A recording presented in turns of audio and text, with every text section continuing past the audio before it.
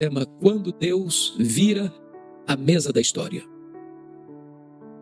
João Batista é uma das figuras mais emblemáticas da Bíblia. Nenhum homem recebeu elogio tão exaltado dos lábios do próprio Senhor Jesus do que João Batista. Entre os nascidos de mulher, ninguém é maior do que ele. Seu nascimento foi um milagre, sua vida foi um portento, sua morte foi um mistério. João Batista é uma espécie de dobradiça da Bíblia. Ele fecha o Velho Testamento e abre o Novo Testamento. João Batista é o precursor do Messias. E o propósito de Lucas, que era médico e historiador, é montar para nós o cenário em que João Batista veio ao mundo para exercer o seu ministério. E ao fazê-lo, Lucas escolhe um método.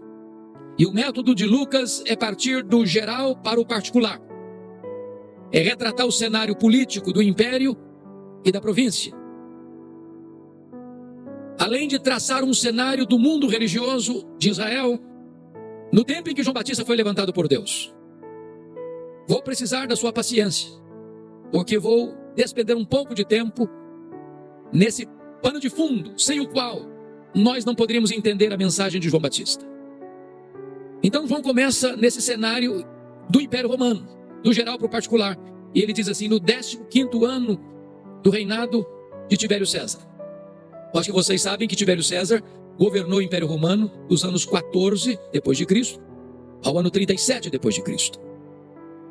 Nesse período do primeiro século, e antes dele um pouco, vários imperadores foram levantados, como Júlio César no começo, e foi substituído por César Augusto, o imperador que governou o mundo romano quando Jesus nasceu, que foi sucedido por Tibério César, filho adotivo dele, no ano 14 depois de Cristo, o imperador que governava o mundo quando João Batista iniciou seu ministério, quando Jesus morreu e ressuscitou, que foi sucedido por Calígula, que foi sucedido por Cláudio, que governou o mundo do ano 41 ao 54, período que houve uma grande fome no mundo e os judeus foram expulsos de Roma, que foi sucedido por Nero, que governou de 54 a 68, quando Roma foi incendiada e quando Paulo e Pedro foram martirizados, que foi sucedido por Tito Flávio, que foi sucedido por Vespasiano, que inaugurou o Coliseu Romano, que foi sucedido por Domiciano, o imperador que mandou João para a ilha de Patmos, aquela colônia penal, quando escreveu o Apocalipse, que foi sucedido por Galba, que tira João da ilha de Patmos e o devolve a Éfeso, onde ele era pastor e onde morreu. O Império Romano era um império truculento, onde as suas hordas chegavam, dominavam com fúria e com força implacável. Tanto é fato que Daniel capítulo 2, na descrição daquela imagem sobre a qual Nabucodonosor sonhara, cabeça de ouro representando o império da Babilônia, os braços de prata representando o império Medo-Persa, o ventre de bronze representando o império greco-macedônio, e as pernas de ferro e os pés de ferro e barro representavam o império romano, pela sua truculência, ao mesmo tempo sua fragilidade, por causa da imoralidade que graçou naquele império. Então, se você olha o mapa geral, era um mapa de opressão política, de domínio estrangeiro. Mas agora, vamos chegar para a província de Israel, e é uma informação complexa de entender aí, quando está escrito, sendo Pôncio Pilatos governador da Judeia. E em seguida, a menção de 3 tetrarcas da família herodiana. E a grande pergunta é, por que Pôncio Pilatos está aqui, se ele não é da família herodiana? Se ele é um governador romano? Como ele caiu de paraquedas aqui? Pois bem, para explicar isso é muito importante entender o cenário geral. Então vamos retroceder um pouco para compreendermos esse cenário. Vocês se lembram que quando o Antigo Testamento encerra, quem governa o mundo é o Império Medo-Persa. Quando Israel foi levado para o cativeiro na Babilônia, a Babilônia governava. Mas quando Israel retorna, já é um outro império que governa, o Império Medo-Persa. Esse império caiu nas mãos do Império Greco-Macedônio, Filipe da Macedônia, Alexandre o Grande, que espalha a cultura helênica, a cultura grega. E espalha também uma língua universal, era o inglês de hoje, a língua grega. Porque Alexandre o Grande não tinha herdeiro para o trono. Quando ele morre, o seu grande império é dividido entre 4 grandes generais. É nesse período que nós temos a tradução do Velho Testamento para o grego, chamada Septuaginta. Israel ficou ora sob o governo dos Ptolomeus do Egito, do general Ptolomeu, ora sob o governo dos Seleucidas da Síria. Foi nesse período do governo da Síria em Israel que Antíoco Epifânio profana o templo, sacrificando um suíno no altar. O que desemboca na guerra chamada Guerra dos Macabeus. Judas Macabeu, Matatias Macabeu, e esta família Asmoneia, a família Macabeia, ganha essa guerra e liberta Israel do poder dos Seleucidas, formando então um governo independente da família Asmoneia. Porém, no ano 63 a.C., Pompeu domina Israel, e Israel então é agregado ao grande Império Romano, e Roma passa a dominar o território de Israel a partir do ano 63 a.C., nomeando Antípater como rei sobre todo o território de Israel. Com a morte de Antípater, quem assume o governo e recebe o título pelo imperador romano, César Augusto, pelo Senado romano, é Herodes o Grande. E aqui nós já vamos entrar em personagens mais conhecidos por nós. Pois bem, vale destacar, irmãos, que quando você fala em Herodes é difícil às vezes entender, porque você tem 4 Herodes no Novo Testamento. Primeiro, Herodes o Grande, foi o que mandou matar as crianças de Belém. Depois você tem esse Herodes aqui, Herodes Antipas, que mandou matar João Batista. Depois você tem o Herodes Agripa I, que mandou matar o apóstolo Tiago em Jerusalém, Atos 12. Depois você tem o Herodes Agripa II, lá em Atos 26, aquele que disse para Paulo em Cesareia: por pouco me persuades, mas fazer um cristão.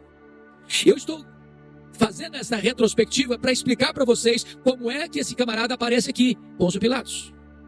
Herodes o Grande era um grande construtor, um grande empreendedor. Para vocês terem uma ideia, tudo que tinha grande em Israel foi ele que fez. Foi ele que ampliou e embelezou o templo de Jerusalém, transformando-o maior e mais belo do que o templo de Salomão. Foi ele quem construiu o porto de Cesareia, abrindo o comércio para o mundo e facilitando as viagens missionárias. Foi ele quem construiu a fortaleza de Massada, às margens do Mar Morto, para onde fugiram 3.000 judeus, quando no ano 70 Jerusalém foi tomada pelos romanos. Foi ele que construiu a fortaleza de Antônia, onde Jesus foi julgado em Jerusalém. Porém, esse homem tinha um grave problema. Ele era truculento demais, medroso demais de perder o poder, capaz de fazer qualquer atrocidade para não perder o poder. Me permita clarear um pouco mais. Herodes I casou-se 9 vezes. Logo que ele assume o poder, ele manda matar mais da metade do sinédrio judaico, que era composto de 71 membros, e o sumo sacerdote, o presidente do sinédrio, para dizer: aqui quem manda sou eu. Este homem, tendo 9 casamentos, uma esposa era chamada a esposa preferida, Mariana, da nobreza. Quando ele se casa com ela, ele manda matar os parentes da esposa preferida, porque eram da nobreza, e eu tinha medo que eles concorressem com ele. Antes desse fato, a sua sogra Alexandra pede a ele para nomear Estóbulo, menino de 17 anos, como sumo sacerdote, e ele o faz, porque o sacerdote estava corrompido. E ele vai bem, e ele fica com ciúmes e manda matar Estóbulo. Dona Alexandra, sua sogra, com medo dele, foge para o Egito, e ele manda seus emissários no Egito e mata a sogra lá no Egito. Depois dessa matança, César Augusto o convoca a Roma para lhe dar uma descompostura, dizendo o seguinte: é melhor ser filho de um porco do que ser filho de Herodes. Antes dele viajar para Roma, com medo da sua mulher, cuja família estava sendo assassinada por ele, Mariana, ele mata a esposa preferida, Mariana, antes de viajar. Quando ele retorna de Roma, ele manda 2 filhos dele estudar em Roma. Salomé, sua irmã, pior do que ele, diz: quando seus filhos voltarem, estarão mais aptos para governar do que você. E ele não titubeou, mandou matar os 2 filhos. Quando ele estava para morrer, na estância mineral de Jericó, ele fez a sua irmã Salomé jurar para ele que no dia da morte dele, ela mandaria matar pelo menos um nobre das famílias ricas de Jerusalém, que queria ter choro e lágrimas no seu funeral. Quando você escuta essa saga deste homem, você vai entender um versículo da Bíblia, pastor Jeremias, que eu demorei anos para entender. Mateus capítulo 2. Os magos chegam do Oriente, em Jerusalém, e fazem a seguinte pergunta: onde está o recém-nascido rei dos judeus? Vimos a sua estrela no Oriente, e viemos para adorá-lo. E o rei se alarmou, ele e toda Jerusalém. Como é que um rei se alarma com uma pergunta dessa? Como é que uma cidade toda fica empolvorosa com uma pergunta dessa? É porque Jerusalém sabia do que este homem truculento era capaz de fazer, sempre que alguém se colocasse no caminho dele, tentando usurpar o poder e o trono dele. É por isso que ele mandou matar as crianças de Belém e arredores, tentando eliminar a pessoa de Jesus Cristo. Mas deixa eu dizer algo para vocês: os poderosos também morrem. Só o nosso Deus continua no trono. Deus faz apiar do poder os poderosos, os truculentos. Com a morte de Herodes o Grande, o território de Israel é repartido em 4 partes. A Bíblia chama isso de tetrarquia. Agora notem vocês que Lucas só mostra 3 tetrarquias e começa com um cidadão que não é tetrarca, é governador romano. A pergunta é por quê? Como é que esse Herodes, como é que esse Pôncio Pilatos veio parar aqui? Então vamos entender isso. A tetrarquia da Judeia, onde estava Jerusalém, foi dada ao filho de Herodes, chamado de Arquelau. Está lá em Mateus 2, 22. É importante ler isso para vocês fixarem essa lição. Quando José e Maria foram alertados que deviam fugir para o Egito, que Herodes queria matar o menino, eles foram para o Egito, ficaram no Egito. E aí recebe a seguinte notícia. Vejam vocês. No versículo 20. Dispõe-te, toma o menino e sua mãe e vai para a terra de Israel, porque já morreram os que atentavam contra a vida do menino. Dispôs-se ele, tomou o menino e sua mãe e regressou para a terra de Israel. Tendo, porém, ouvido que Arquelau reinava na Judeia em lugar de seu pai Herodes, deveu ir para lá. Então o tetrarca da Judeia é Arquelau. Quais são os outros tetrarcas? Herodes, tetrarca de Galileia, Filipe, entenda-se Filipe II, tetrarca da região de Itureia e Traconis, e Lisânias. O que aconteceu então? O Arquelau, ao assumir a tetrarquia da Judeia, foi tão mau, tão violento, tão cruel, tão perverso, que os próprios judeus pediram para Roma: tira esse homem daqui, tira esse homem daqui, tira esse homem daqui, bota aqui um governador romano. Preste atenção, todo o território de Israel estava governado por esta família herodiana, por essa família edomita, descendente de Esaú. Os próprios judeus pediram para Roma tirar o Arquelau de lá. O que Roma fez? Aproveitou a oportunidade, sacou do poder, introduz, bota o pé dentro de Jerusalém e nomeia um governador romano para governar a Judeia. É por isso que você está vendo esse indivíduo aqui, Pôncio Pilatos. Ele não foi o primeiro, ele foi o 5º governador. Gente boa ele era? Não. Não. O homem era mau. A pessoa achar alguém bom nesse versículo está difícil, né? O camarada era tão mau que a Bíblia diz que quando os galileus vieram em Jerusalém para adorar, ele mandou matar os galileus e misturar o sangue deles com seus sacrifícios. Se você olhar o restante do time, filhos de Herodes, Antipas, Filipe e Lisânias, todos eles maus, perversos, violentos. O que Lucas quer mostrar para nós? Que o cenário político do império estava mal, que o cenário político da província estava pior ainda. Mas talvez você pergunte assim: bom, quem sabe o cenário religioso vai dar uma melhorada. Dá uma olhadinha no versículo 2. Sendo os sumos sacerdotes Anás e Caifás. O que você achou de estranho aqui? Só tinha um sumo sacerdote, agora tem 2. Para vocês terem uma ideia, meus amados irmãos, do ano 37 a.C. ao ano 26 depois de Cristo, aconteceram ou tiveram 28 sumos sacerdotes em Jerusalém. Sabe o que está acontecendo aqui? O cargo eclesiástico mais alto da religião judaica era vendido a preço de ouro. A religião estava capitulada à apostasia e à corrupção. O Anás é o sogro, o Caifás é o genro. O Anás já tinha sido deposto, mas por ser muito influente, ele ainda estava nos bastidores. Era o sumo sacerdote de fato, enquanto o genro era o sumo sacerdote de direito. Quando Jesus foi examinado na época do seu julgamento, mandaram-no para Anás, mas na hora de dar a canetada para enviá-lo ao governador, foi Caifás quem mandou. Ou seja, se a política está péssima, profundamente corrompida e na violência, o mundo religioso está completamente rendido à corrupção e à apostasia. Você pergunta assim: tem esperança? Você olha para o mundo hoje e pergunta: tem esperança? Você olha para o Brasil hoje e pergunta: tem esperança? E eu quero dizer para você que quando tudo parece perdido, quando o cenário está cinzento demais, Deus entra na história, Deus intervém na história, Deus muda e vira a mesa da história, Deus muda o placar do jogo. Porque é nesse contexto que diz a Escritura: veio a palavra de Deus a João, filho de Zacarias, no deserto.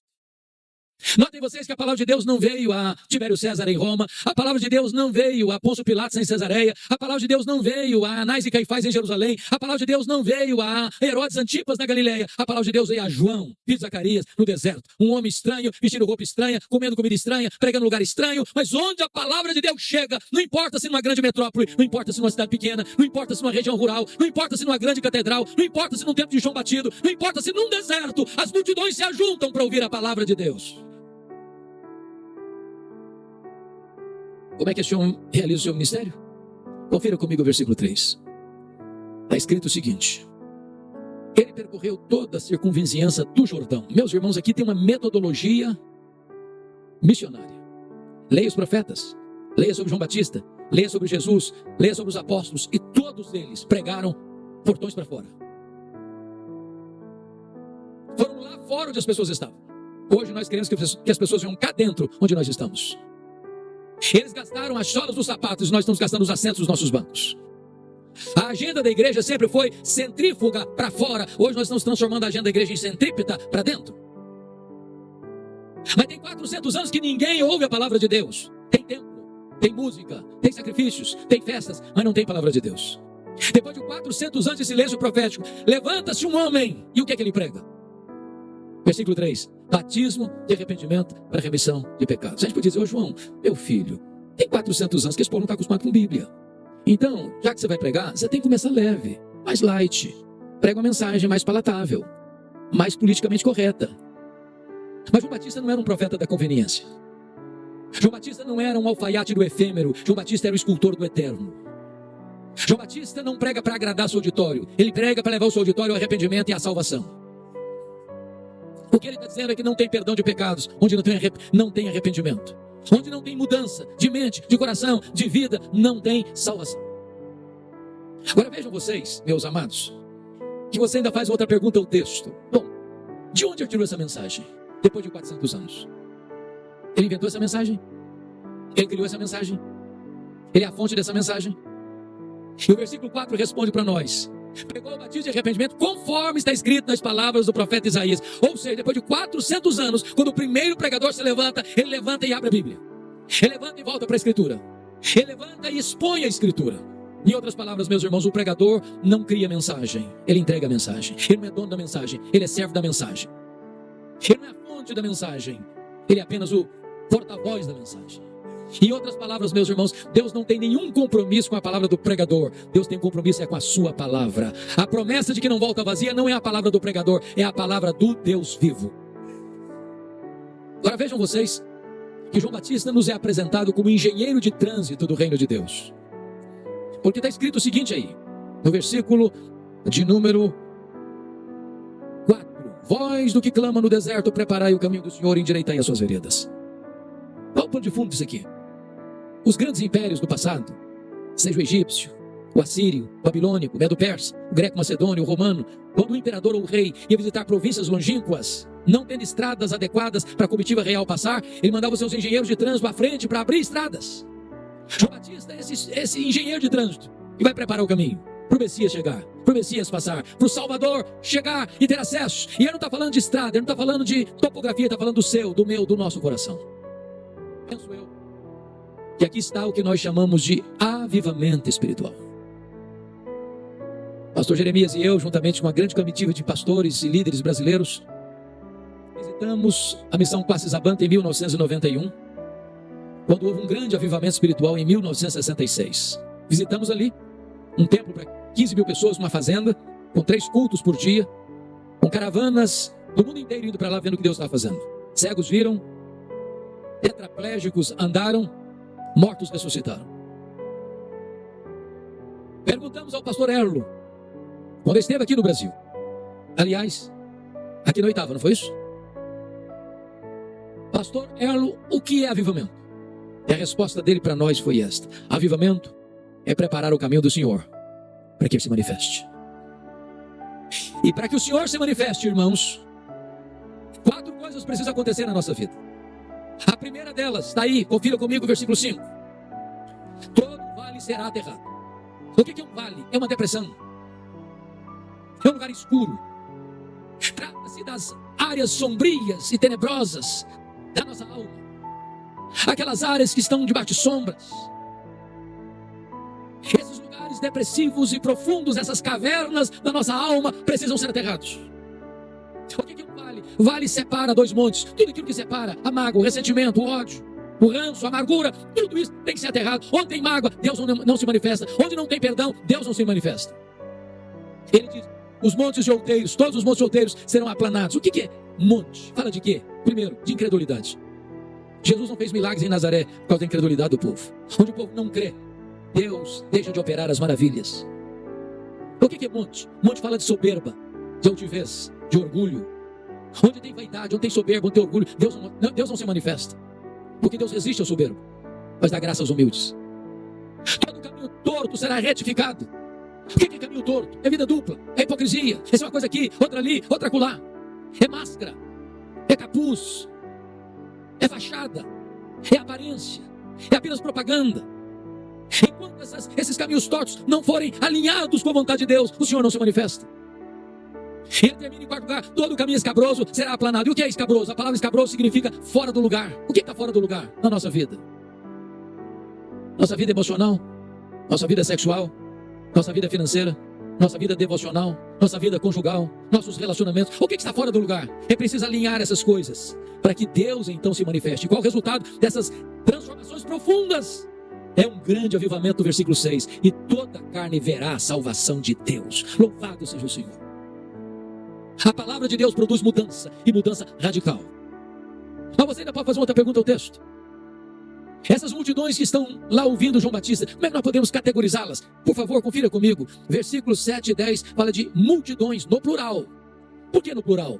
Se você ler o contexto de Mateus 3, Lucas 3, Marcos 1, toda a circunvizinhança do Jordão estava lá. Toda a província da Judeia estava lá. Toda Jerusalém estava lá no deserto. Mas tinha quem mais lá? Versículo 12, publicanos. Tinha mais lá, versículo 14, soldados. Por que eu estou querendo sacar isso aqui? Eu tenho lido, pastor Jeremias, sobre alguns estudiosos da área de crescimento da igreja. E alguns estudiosos dizem assim: ó, você quer uma igreja relevante? Você quer plantar uma igreja relevante? Você tem que plantar uma igreja homogênea. Então eu quero plantar uma igreja para alcançar a classe média alta. Vou plantar uma igreja do lado de um grande condomínio de casas ou apartamentos luxuosos. Uma igreja que vai ter recursos para investir. Mas não, eu quero plantar uma igreja para alcançar a elite intelectual. Vou plantar uma igreja do lado de um grande centro universitário, de uma grande universidade.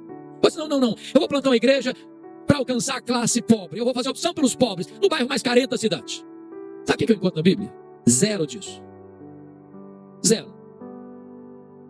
Irmãos, a igreja de Deus é o único lugar do mundo onde o homem mais rico se assenta do lado do homem mais pobre e eles são absolutamente iguais. A igreja de Deus é o único lugar do mundo onde o maior empresário da cidade, sendo um diácono da igreja, ele carrega a cadeira nas costas para o pedreiro sentar e sentar com honra.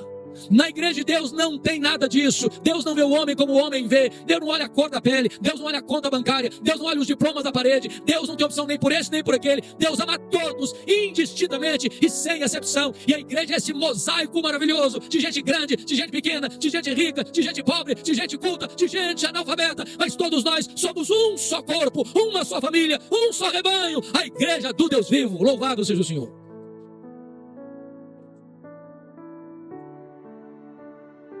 Mas você pode fazer outra pergunta ao texto. Bom, qual foi a ênfase da pregação de João Batista? Eu queria falar para você sobre 5 alertas de João Batista no seu ministério. Primeiro, João Batista tratou do perigo mortal da hipocrisia. Olha o verso 7 comigo. Dizia ele, pois, as multidões que saíam para serem batizadas: raça de víboras. Eu fico escandalizado com João Batista. Meus irmãos, tem 400 anos que ninguém escuta sermão. Aí o cara se levanta para pregar e chamou o auditório dele de raça de víboras. Que delicadeza, que falta de polidez, que insensibilidade. Se o pastor Jeremias fizesse isso aqui aos domingos, eu não sei o que aconteceria, mas talvez o auditório ficaria bem vazio. Vai começar a fazer? A pergunta é: por que ele está falando isso aqui?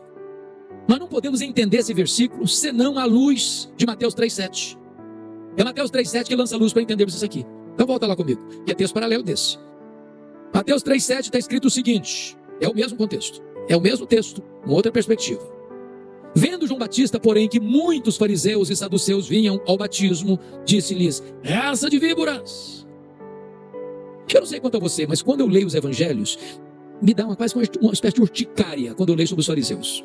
Pensa num time complicado, né? Detetive da vida alheia, fiscais da vida alheia, capaz de olhar um cisco no seu olho e não ver uma trave no olho dele. Só via pecado nos outros, não via pecado na vida deles. Era pedra no sapato do ministério de Jesus. Hipócritas. Agora preste atenção no que eu vou lhe dizer. Os fariseus não foram sempre assim, não, sabiam? Como é que esse grupo surgiu na história? Quando surgiu? Esse grupo chamado fariseus, irmãos, surgiu na história, nesse período interbíblico, para resistir a secularização da igreja da época, ou seja, a helenização, resistir à cultura grega que estava dominando o mundo. Era um grupo de resistência, era um grupo de reforma e reavivamento, era um grupo que primava pela sã doutrina e pela piedade. Porém, com o tempo, a forma foi tomando o lugar da essência, e os fariseus mantiveram a pose, mas perderam a piedade. eram hipócritas, estavam lá escutando João Batista. E os saduceus? Quando surgiram? Como surgiram? Por que surgiram? No mesmo período. Também um grupo de resistência, um grupo de reforma, um grupo de reavivamento. Porém, os saduceus sucumbiram rapidamente à helenização, à cultura grega. Tanto é fato que, por influência do pensamento grego, os saduceus não acreditavam em ressurreição, não acreditavam em anjos. Eram teólogos liberais da época, não acreditavam em todo o Velho Testamento, só no Pentateuco. Mais do que isso, os saduceus tornaram-se colaboracionistas de Roma. Mais do que isso, receberam em moeda de troca a mina de ouro da religião judaica, a exploração do templo. Do templo. Porque tudo acontecia no templo, as festas. E o que acontecia? Você sabe que a classe sacerdotal era do grupo dos saduceus. Por exemplo, as festas que vinham multidões e multidões, pessoas do mundo inteiro para Jerusalém, é só ler Atos 2 para saber quantas nações iam para uma festa. Ninguém podia comprar sacrifício com dinheiro estrangeiro que trazia, não. Tinha que fazer a troca da moeda, não podia fazer fora, não. Tinha que fazer lá na praça do templo, com os cambistas, saduceus, cobrando taxas exorbitantes para botar o dinheiro no bolso. Ninguém podia trazer um sacrifício de casa, nem um cordeiro, nem uma pomba, nem uma rola. Tinha que comprar lá na praça do templo. A praça do templo estava cheia de mesa de cambista, cheia de currais de ovelhas, cheia de gaiolas, de pombas e rolas. Tinha que comprar lá por preços exorbitantes para eles embalsarem a grana. E Jesus fica irado com essa cena, pega o chicote e sai virando as mesas dos cambistas, sai chicoteando, abrindo os currais, abrindo as gaiolas, dizendo: vocês transformaram a casa do meu pai, casa de oração, em covil de salteadores. O que é um covil? É um lugar que o ladrão rouba e corre para lá para se esconder. E esse time está lá escutando João Batista. Então João Batista vê muitos fariseus e saduceus e diz: raça de víboras. Por que ele está dizendo isso? É porque a hipocrisia, irmãos, é pior do que o veneno das víboras. O veneno da víbora foi Deus quem colocou, mas a hipocrisia é o diabo que colocou. Por isso João Batista alerta com tanta firmeza a hipocrisia. Mas em segundo lugar, João Batista alerta sobre o perigo real do inferno. Olha o verso 7 ainda. Quem vos induziu a fugir da ira vindoura? Irmãos, eu fico chocado com João Batista, porque tem tanta coisa boa na Bíblia para pregar. O amor de Deus, a graça de Deus, a fidelidade de Deus. E vai pregar logo sobre o inferno, no primeiro sermão. Depois de 400 anos. Tinha outra coisa para pregar, não? Mas me permita dizer uma coisa para você nessa noite. É melhor ouvir sobre o inferno do que ir para o inferno. A terceira ênfase do ministério da pregação de João Batista, observe comigo, é o perigo do falso arrependimento. Olha o versículo 8. Produzir, pois, frutos dignos do arrependimento. Não é arrependimento e novamente arrependimento, e novamente arrependimento. É arrependimento e frutos dignos de arrependimento. Por que é importante enfatizar isso aqui? Meus irmãos, surgiu e está aí no mercado religioso brasileiro uma falsa doutrina chamada de supergraça. Supergraça. É a graça que justifica o pecado e não o pecador. É aquela pregação que diz assim: não, pode ficar tranquilo, Deus é muito bom e misericordioso. Fica tranquilo. Deus te entende. Pode vir. E quanto mais do jeito que você está. Vai dar tudo certo. Essa graça não é a verdadeira graça. Ela é uma desgraça na vida das pessoas. Porque engana. Falseia a verdade. Preste atenção nisso. Quando uma pessoa não quer se arrepender do seu pecado, ela cria uma teologia para justificar o seu pecado. O João Batista alertando sobre esse perigo. O falso arrependimento. Quarto lugar, João Batista alertou sobre o grande perigo, meus irmãos, da falsa confiança religiosa. Olha comigo, por favor, o versículo de número 8 ainda. Não comeceis a dizer entre vós mesmos: temos por pai Abraão. O que ele está dizendo aqui? Tinha gente dizendo: João Batista, pega leve com a gente, cara, nós temos pedigree, ué. Você não está sabendo isso, não? Sabe quem é o nosso ancestral? É o Abraão. A gente tem o sangue de Abraão correndo nas nossas veias. Está tudo bem com a gente. O verdadeiro filho de Abraão não é aquele que tem o sangue de Abraão correndo em suas veias, é aquele que tem a fé de Abraão habitando em seu coração. Tem muita gente hoje, irmão, assim: não, como é que está? Eu estou seguro, estou tranquilo, sou preteriano, hein? Sou calvinista. Outro, não, eu sou arminiano desde o berço. Hoje, gente, ser preteriano é uma benção, ser calvinista é uma benção, mas preste atenção, é só Jesus que salva, viu? É só Jesus que leva para o céu. Cuidado para você não estar tendo uma falsa segurança espiritual. Mas finalmente, irmão, João Batista alerta para o grande perigo de uma vida infrutífera. Versículo 9. E já está posto o machado à raiz das árvores. Toda árvore, pois, que não produz bom fruto é cortada e lançada no fogo. Você quer saber se o cara é crente? Não escuta o que ele fala. Veja o fruto que ele produz. Bom, você pode fazer outra pergunta ao texto. Esse tipo de sermão produziu algum resultado? Vejamos. Vamos dar uma olhadinha? Confira comigo o verso 10 e 11. Então as multidões o interrogavam, dizendo: que havemos, pois, de fazer? Responderam-lhes, ou respondeu-lhes: quem tiver duas túnicas, reparta com quem não tem. Quem tiver comida, faça o mesmo. O que ele está dizendo aqui? Você quer saber se o cara é crente mesmo? Se se arrependeu mesmo? Veja se ele é generoso. Não combine, irmãos, crente, mão de vaca, pão duro, avarento. Crente tem o coração aberto, o bolso aberto, as mãos abertas, a casa aberta. Mas entendamos uma coisa, os bens de consumo são muito fáceis hoje. Qualquer de nós que está aqui, se abrir o guarda-roupa, tem mais roupa do que precisa. Qualquer de nós. Naquela época, o cidadão comprava uma túnica e usava a túnica até acabar. Quem tinha 2 túnicas era só fulano. Quem tem 2, tem uma. Porque às vezes o camarada vai fazer um bazar na igreja, e aí o cara acha que pode trazer os usáveis, e deve trazer, mas traz roupa velha, desbotada, rasgada, sapato furado. Meus irmãos, quem tem 2 túnicas, dê uma para quem não tem. Quem tiver comida, faça o mesmo. Agora preste atenção. Generosidade não é arrependimento, viu? Ninguém vai para o céu porque dá comida e roupa. Generosidade é a evidência do arrependimento e não um substituto do arrependimento. Vamos ao outro resultado? Olhem comigo. Versículos 12 e 13. Também foram os publicanos para serem batizados e perguntaram-lhe: mestre, que havemos de fazer? Respondeu-lhes: não cobreis mais do que o estipulado. O que está acontecendo aqui? Os publicanos eram os cobradores de impostos. Eu estou falando agora de Receita Federal. Quer dizer para você que o leão está de olho em você.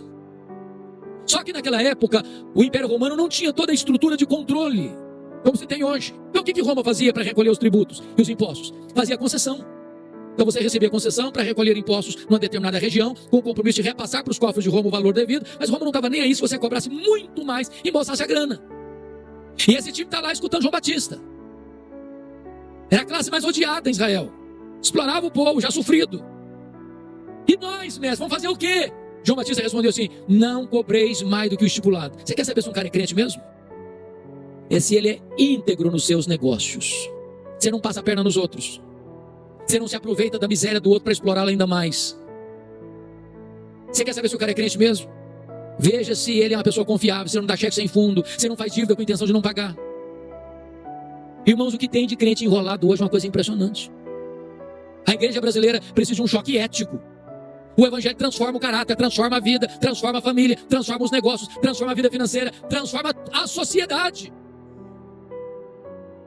Veja o verso 14. Olha aí. Também os soldados lhe perguntaram: e nós, que faremos? E eles disseram: a ninguém maltrateis, não deis denúncia falsa, contentai-vos com o vosso soldo. O que está acontecendo aqui? Vamos entender. Os romanos, os soldados eram funcionários públicos de Roma, num território dominado por Roma. O que João Batista está dizendo para os soldados é o seguinte: olha, cuidado para você não usar a farda que você ostenta, com a arma que está na sua cintura, se sentir poderoso demais, a ponto de maltratar as pessoas. Não exorbite a sua autoridade. Não dê denúncia falsa. O que tem a ver isso aqui? Preste bem atenção. Os soldados estavam mancomunados, conluiados com os cobradores de impostos para receber propina.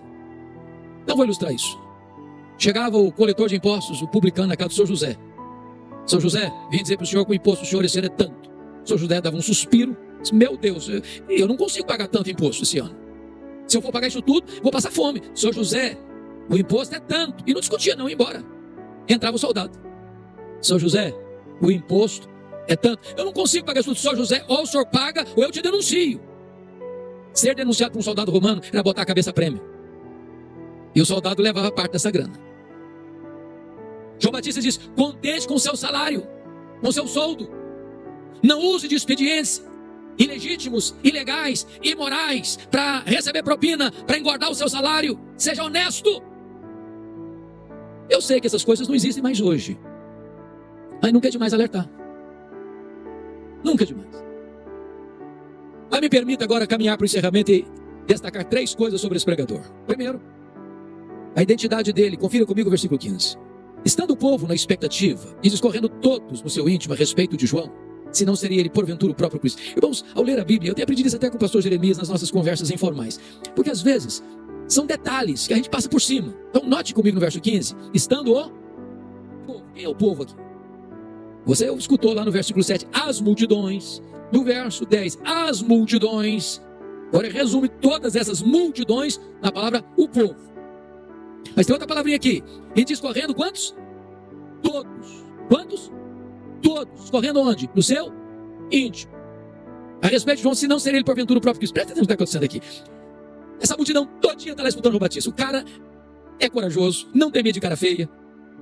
enfrenta todo mundo. De repente todo mundo começa a pensar e cogitar. Ô, gente, você quer saber não? Esse cara é precursor coisa nenhuma. Ele não veio preparar o caminho do Messias, é coisa nenhuma. Você quer saber não? Esse cara é o próprio Messias. Ele mesmo, é ele. É ele, tá? Esse cara aqui, ó, ele é o Messias. Esse aqui é o Messias. Gente, Messias, esse cara aqui, ó, é ele mesmo. Ninguém pensou diferente. Unanimemente, 100% dos votos foram para ele. Ele é o Messias. E essa cogitação de todo o povo se transforma numa pergunta. E essa pergunta, com a voz sedosa, o sibilo da serpente, beija os ouvidos de João Batista com essa pergunta tentadora. E a pergunta foi essa: porventura, tu não és o próprio Cristo? Olha a tentação aí. Olha a isca venenosa aí. Se João Batista tivesse engolido aquela isca venenosa, ele podia pensar assim: bom, pensando bem, eu acho que eu sou um fenômeno. Tem 400 anos que nunca ninguém fez isso que eu estou fazendo. Aliás, se eu me declarar Messias aqui, o povo já tem do meu lado. Mas ele não engoliu a isca venenosa, não. Ele foi categórico: eu não sou o Messias. Eu vim preparar o caminho do Messias. Eu não sou o verbo, eu sou apenas uma voz que clama no deserto. Eu não sou a luz, eu aponto para Jesus e digo: este é a verdadeira luz que vinda ao mundo e ilumina todo homem. Eu não sou o cordeiro, eu aponto para Jesus e digo: este é o cordeiro de Deus que tira o pecado do mundo. Eu não sou o noivo, eu sou apenas um amigo do noivo. Eu batizo com água, mas aquele que vem depois de mim é mais poderoso que eu, e ele vos batizará com o Espírito Santo e com fogo. Eu não sou digno sequer de me curvar, desatar as correias das suas sandálias. Eu tenho um lema de vida: convém que ele cresça e que eu diminua. Ele não quer jamais roubar a glória que só pertence a Jesus. A segunda coisa que me marca nesse homem é a consciência da sua limitação. Olha o versículo 16. Eu batizo com água, mas aquele que vem depois de mim é mais poderoso do que eu, e ele vos batizará com o Espírito Santo e com fogo. E notemos isso aqui, irmãos. Todo pregador é limitado. Nós só podemos pregar aos ouvidos. Só o Espírito Santo pode falar ao coração. Nós, pastores, podemos ministrar os sacramentos. Não importa se você vai batizar, se por imersão, efusão ou aspersão, você só pode lidar com o símbolo, que é a água, mas você não tem o poder de batizar com o Espírito Santo. Só Jesus pode batizar com o Espírito Santo. Nós, pastores, podemos pegar o pão, partir o pão, e entregar o vinho, entregar o cálice. Nós só podemos administrar os elementos, mas nós não temos poder para aplicar essas verdades no coração. O pregador é absolutamente limitado, mas ele prega o evangelho, que é o poder de Deus. Ele prega o Cristo todo-poderoso, mas o vaso é de barro. A excelência não está no vaso, está no conteúdo do vaso, a mensagem do evangelho.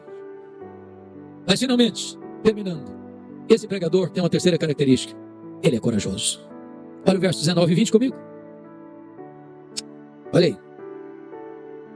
Mas Herodes o tetrarca, sendo repreendido por ele por causa de Herodias, mulher de seu irmão, e por todas as maldades que o mesmo Herodes havia feito, acrescentou ainda sobre todas as de lançar João no cárcere. Vamos entender isso aqui.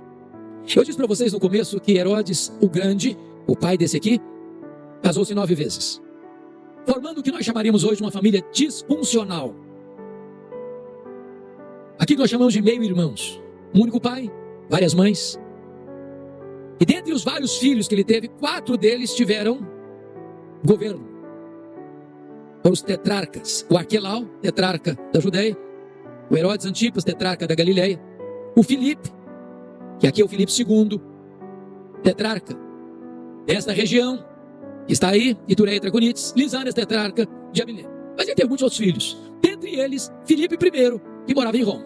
Agora vamos entender isso aqui. Um dia, o Herodes Antipas, tetrarca da Galileia, era casado com a filha do rei Aretas, vai a Roma e vai na casa do irmão dele, o Filipe I, e se engraça com a mulher do seu irmão, chamada Herodias. Quem era Herodias? Filha de Aristóbulo. Quem era Aristóbulo? Filho de Herodes o Grande. Portanto, Herodias era não só mulher do irmão de Herodes Antipas, mas era a sobrinha dele. De tal forma que o pecado de Herodes foi não só pecado de adultério, mas também pecado de incesto. E aí Herodias disse para Herodes assim: olha, se você me prometer que vai se divorciar da sua mulher, a filha do rei Aretas, eu me caso com você, eu abandono seu irmão, vou embora de Roma com você para Galileia. Herodes topou, e um dia o Herodes Antipas desembarca na Galileia com a Herodias a tiracolo. O João Batista vê a cena e não amoleceu. Botou na cara do rei e disse: não te é lícito possuir a mulher do teu irmão. E ele sabia que estava mexendo no vespeiro, num ninho de cobra.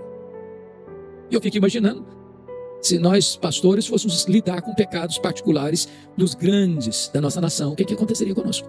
Talvez não teríamos sido fácil. Foi odiado. Foi preso por causa disso. Preso aonde? Na masmorra de Maquerós. Sabe onde fica Maquerós? Do lado do Mar Morto. Temperatura média, 45 a 50 graus. De vez em quando Herodes ia lá para escutá-lo. Até gostava de ouvi-lo. Mas sabe o que assunto João Batista falava com ele? Juízo final. E o cara saiu lá mais desesperado ainda. Até o dia que houve uma festa no palácio de Herodes, aniversário dele. E a filha de Herodias dançou desenvoltamente diante dele, já chapado, bêbado. Fez uma promessa inconsequente para a menina. E a menina pergunta para a mãe: ô mãe, o que eu peço? Ela diz: peça a cabeça de João Batista. Uma bandeja, um prato. Agora imagine vocês, o carrasco, saindo da Galileia, indo lá para as margens do Mar Morto, tirando João Batista, o maior homem dentre os nascidos de mulher, precursor do Messias, de dentro da prisão, levando para um local de execução, botando a cabeça dele num cepo e tossando a cabeça dele. E daqui a pouco a cabeça ensanguentada de João Batista entra naquela festa macabra como prêmio da iniquidade, por ordem de um rei bêbado, de uma mulher adúltera, de um adolescente inconsequente. E você sai horrorizado dessa cena. Que tragédia, que fim inglório. Mas eu quero dizer para vocês que João Batista entendia que é melhor estar preso com a consciência livre do que estar solto com a consciência acorrentada pela covardia. João Batista entendeu que é melhor morrer e perder a cabeça do que perder a honra. João Batista nos ensina, irmãos, que por pior que seja o cenário que um dia você tenha que enfrentar por amor a Cristo, aqui neste mundo, saiba disso, o céu indenizará todo o sofrimento. Porque a nossa leve e momentânea tribulação produz para nós eterno peso de glória acima de toda comparação.